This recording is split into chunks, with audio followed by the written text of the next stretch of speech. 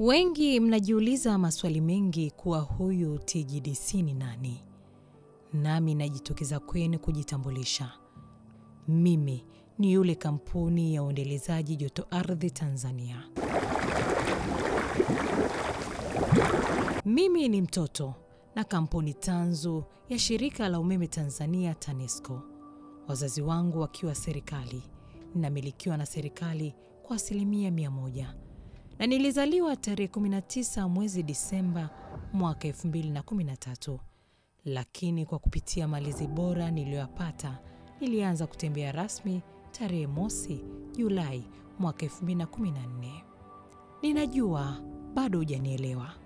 Wakati ninazaliwa niliambiwa na wazazi wangu kuwa, mwanangu, tumekuzaa, tumekuleta Tanzania.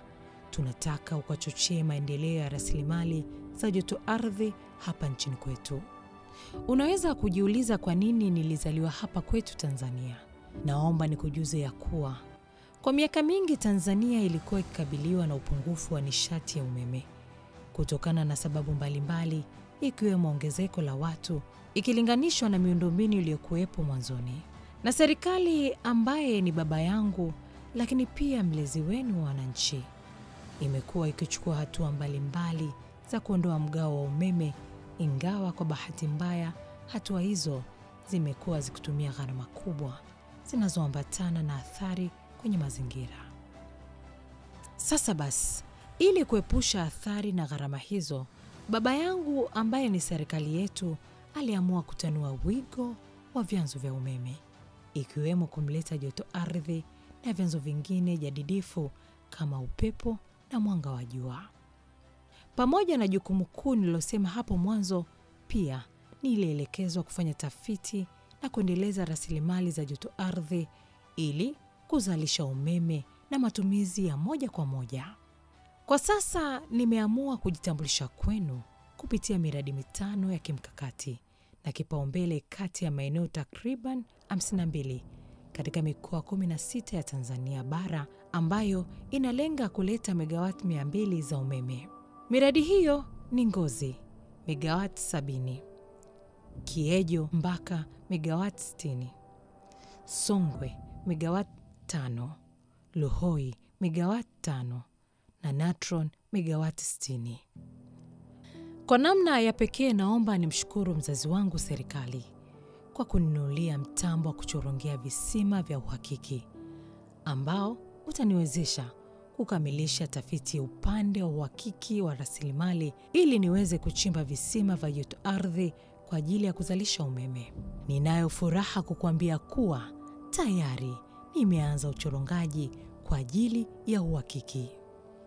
Naamini kuwa kwa kuwa mimi sitishwi na mabadiliko ya tabia nchi, siku moja nitakuwa tabasamu lenu wa Tanzania. Na ninaeleza kuwa tunastahili nishati safi, ambayo hii ndio kauli mbiu yangu mimi TGDC.